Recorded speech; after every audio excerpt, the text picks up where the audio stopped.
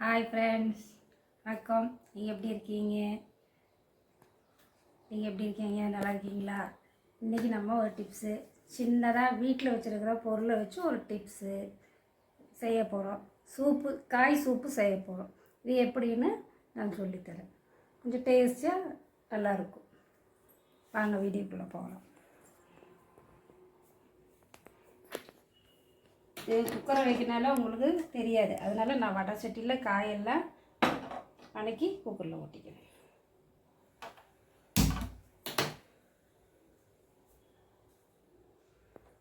உங்களுக்கு இதில் பார்க்கும்போது நல்லா தெரியும் என்னென்ன போடுறோன்னு. நம்ம எண்ணெய் ஊற்றிக்கலாம்.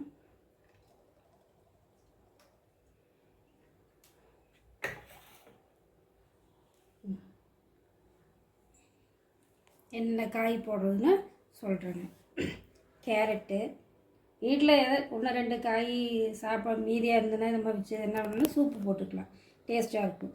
கேரட்டு, சின்ன முட்டைக்கோஸு துருவி போட்டுக்கோங்க. முட்டைக்கோஸு, பீன்ஸு, சின்ன தக்காளி, சின்ன வெங்காயம் நல்லா பொடி பொடியாக கொஞ்சம் நறுக்குனதுங்க. ஜீரகம், பூண்டு தட்டி போட்டது, மிளகுத்தூள், லைட்டாக காரத்துக்கு சாம்பார் தூள், மஞ்சத்தூள், கார்ன்ஃப்ளவர் மாவு. இன்னும் நல்ல டேஸ்ட்டும் கொடுக்கும் அப்படின்னா ஃப்ரைட் ரைஸ் மசாலா. அதில் நிறைய எல்லாம் போடுறதில் கொஞ்சோண்டு மட்டும் அந்த வாசத்துக்கு போட்டால் இன்னும் டேஸ்ட்டு நல்லா பிடிக்கும். குழந்தைங்கள் ரொம்ப விரும்பி சாப்பிடுவாங்க.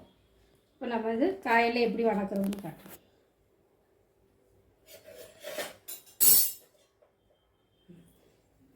கொத்தமல்லி, கருவேப்பிலை இருக்குது, அது கடைசியாக போட்டால் போதும். நம்ம சின்ன வெங்காயம் நல்லா சின்னதாக நறுக்குனது போட்டுடலாங்க.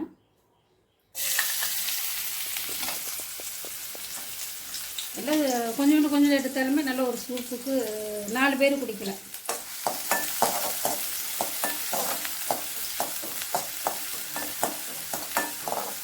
குக்கரில் வணக்கினா உங்களுக்கு தெரியாது, அதனால் வானலில் வதக்கிக்கோங்க.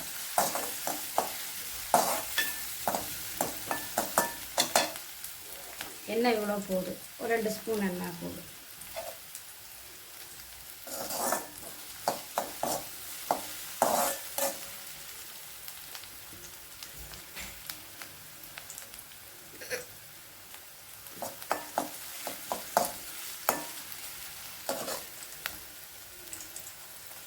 வெங்காயம் மட்டும் நல்லா வணங்குங்க. இந்த வெங்காயம், காய் எல்லாம் நல்லா வணக்கி போட்டால் சீக்கிரம் நல்லா குக்கரில் 4 விசில்லே வெந்துடும்.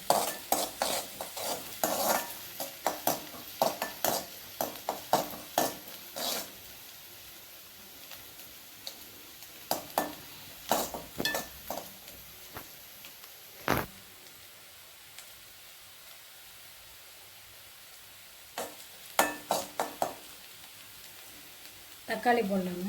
தக்காளி ஒரு தக்காளி எடுத்திருக்கேன், ஆனால் அது தக்காளி அரைப்பழம் போட்டால் போதும், அரைக்காய் போட்டால் போதும்.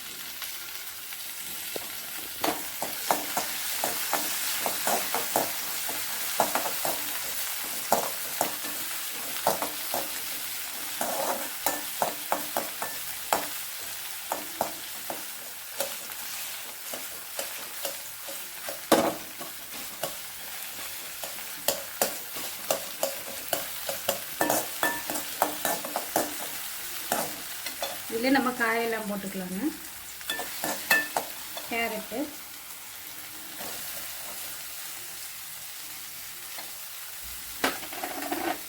பீன்ஸு,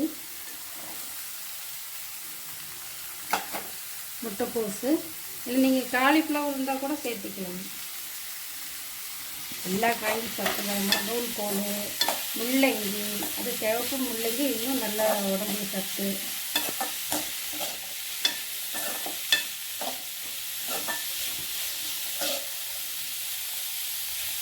காய் நல்லா கலர்ஃபுல்லாக இருக்கணும். கொஞ்சம் இந்த காய் நல்லா வதங்கிட்டு கலர் மாற வந்துருக்கு, நம்ம உப்பு போட்டுக்கணும். லைட்டாக வதக்கணும். இந்த சர்க்கரை போடுவாங்க, ஆனால் சர்க்கரை வேண்டாம், லைட்டாக உப்பு போட்டுக்கணும்.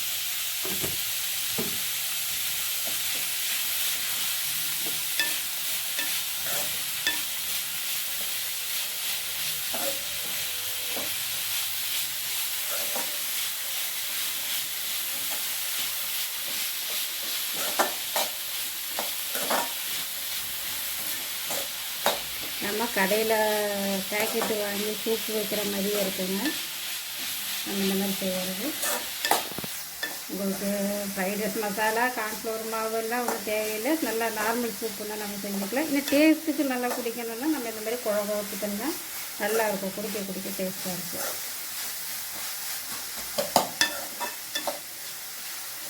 உப்பு போட்டாலே காய் நல்லா வணங்கிடுங்க. கலர் மாறல பாருங்கள், அப்படியே இருக்கா.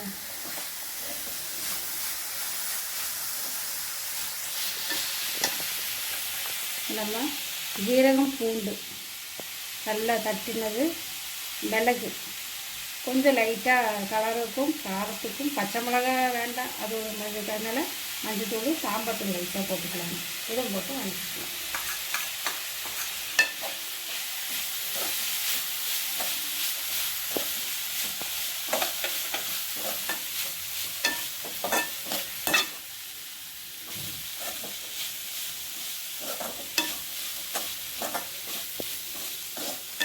நாங்கள் சாம்பார் தூள், இடித்த சாம்பார் தூள் தாங்க யூஸ் பண்ணுவோம். அதனால் நாங்கள் எல்லா வாசனையும் தனியாக தான் இருக்கும். அதனால் வணங்கிடுச்சுங்க.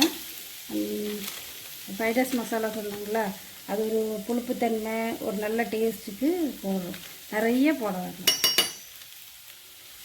வணக்கும் போதே போட்டால் தான் அந்த இந்த ஸ்பூனுக்கு அரை ஸ்பூன் போதும்.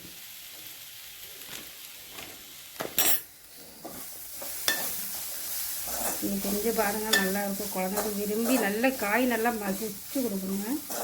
சூப்பு நல்லா குழந்தைங்களுக்கு சத்தான சூப்பு. அதில் நீங்கள் ஃப்ரைட் ரைஸ் மசாலா போட தேவையில்லை. வணங்கிடுச்சுங்க. நம்ம இதை குக்கரில் கொட்டி ஒரு 4 விசில் விட்டுக்கலாம். காய் பாருங்கள் எப்படி வணங்கிடுச்சு. குக்கரில் நான் தண்ணி ஊற்றி ஏற்கனவே சூடு பண்ணி வச்சுருக்கேங்க. அப்படியே கொட்டி, ஏன்னா குக்கருக்கு தெரியாது இல்லைங்களா.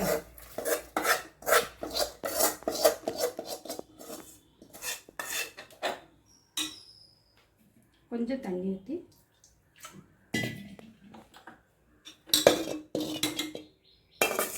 ஒரு இந்த தக்காளி புளிச்சுக்கு அதே போடணும். ஒரு பழம் போட்டால் போதும்.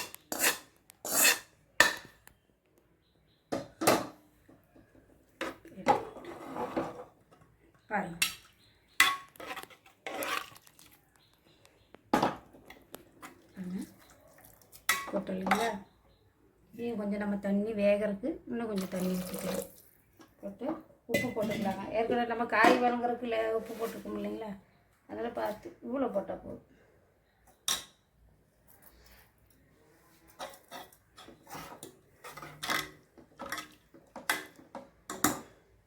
நல்லா கொதிச்சு 4 விசில் வச்சுக்கலாம்.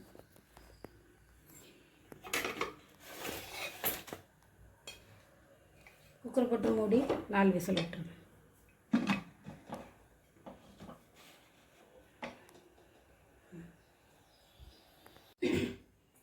காய் வெந்துருச்சான்னு பார்க்கலாங்க.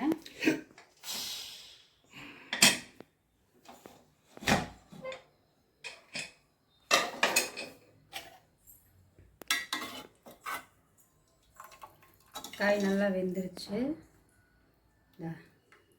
நல்லா மாவு மாதிரி வெந்துருச்சு.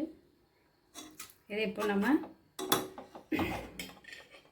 காயில் இருந்த தண்ணி சூப்பு இருக்கு இல்லைங்களா, அது கொஞ்சம் வடிகட்டிக்குவோம்.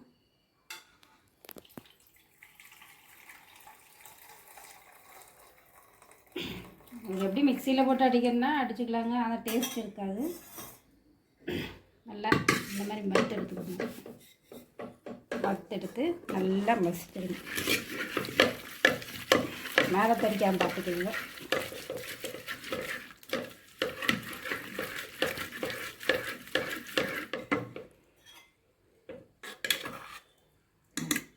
காய் எப்படி மசிச்சு எவ்வளோ மசிக்க முடியுமோ அந்த அளவுக்கு மசிக்கணும்.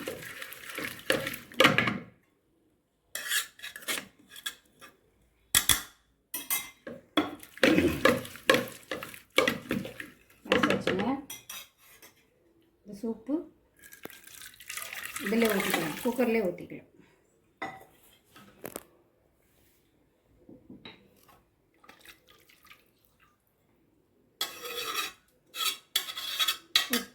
எல்லாமே நம்ம முதல்ல போட்டுட்டோம்.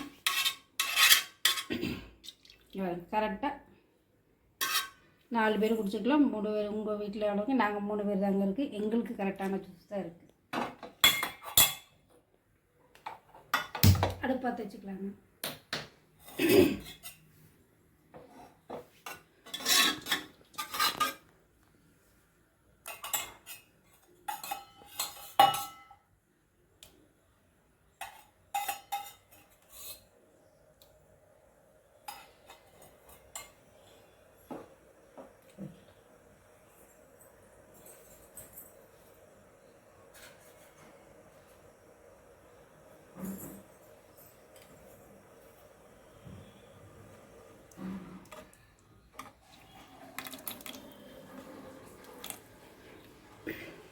உப்பு இருக்கான்னு பார்த்துக்கலாங்க.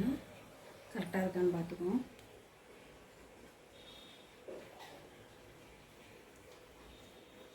கரெக்டாக இருக்குங்க. கொதிச்சிச்சுங்க. கொதிச்சு நம்ம இப்போ இந்த கார்ன்ஃப்ளவர் மாவு வந்து 1 ஸ்பூன் கரைச்சி வச்சுருக்கோம் இல்லைங்களா, நல்லா தண்ணி ஊற்றி கரைச்சிடணும். கரைச்சி இதிலே ஊற்றிக்கலாம். கடைசியதான காயெல்லாம் வெந்ததுக்கப்புறம் தான் ஊற்றணும். கொதி வந்துடுச்சு.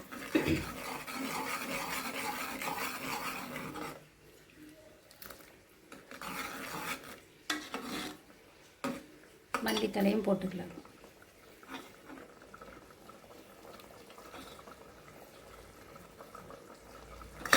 காரம் உப்பு எல்லாம் கரெக்டாக இருக்குது. பச்சை மிளகாய் மட்டும் போட வேண்டாம். அதுக்கு நீங்கள் பெப்பர் தூள், உங்களுக்கு காரம் வேணும்னா பெப்பர் தூள் போடுங்க. நல்லா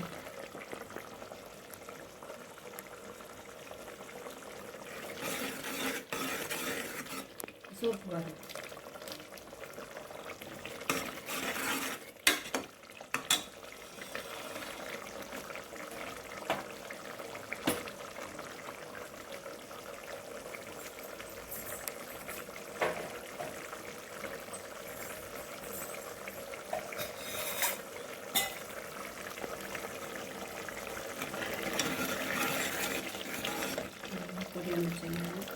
உப்பு நல்லா கலந்து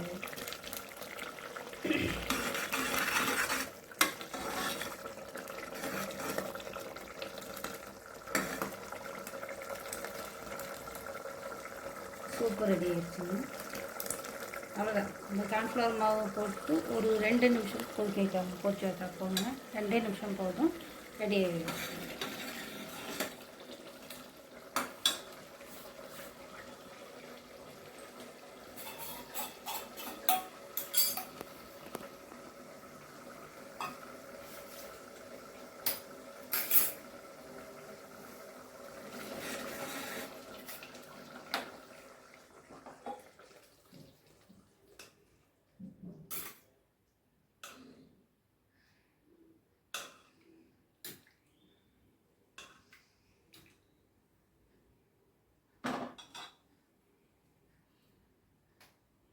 சூப்பர் ரெடி ஆயிடுச்சுங்க. எப்படி இருக்குது வாங்க. கடையில் வாங்க நீங்கள் பேக்கெட் சூப் வைக்கிற மாதிரியே இருக்குங்க. வீட்டில் வைக்கிற பொருள், 1 கேரட்டு 2 கேரட்டு இந்த மாதிரி மீதம் ஆயிடுச்சுன்னா, ஒரு 2 பீன்ஸு தான் இருக்குது, கொஞ்சம் கோஸ் இருக்குது, காலிஃப்ளவரில் கொஞ்சம் மீதமாக இருக்குது. இந்த மாதிரி இருந்தாலும் நீங்கள் ஒரு சூப்பு போட்டு குடிக்கலாம். இந்த மாதிரி காய் சூப் போட்டு நல்லா டேஸ்ட்டாக இருக்கும். குழந்தைங்களும் விரும்பி சாப்பிடுவாங்க. உங்களுக்கு செஞ்சு பாருங்கள். பிடிச்சிருந்தா லைக் பண்ணுங்கள், ஷேர் பண்ணுங்கள், சப்ஸ்கிரைப் பண்ணுங்கள், பெல் பட்டனை கிளிக் பண்ணுங்கள். உங்களோட ஆதரவு கொடுங்க. ரொம்ப நன்றி. வணக்கம்.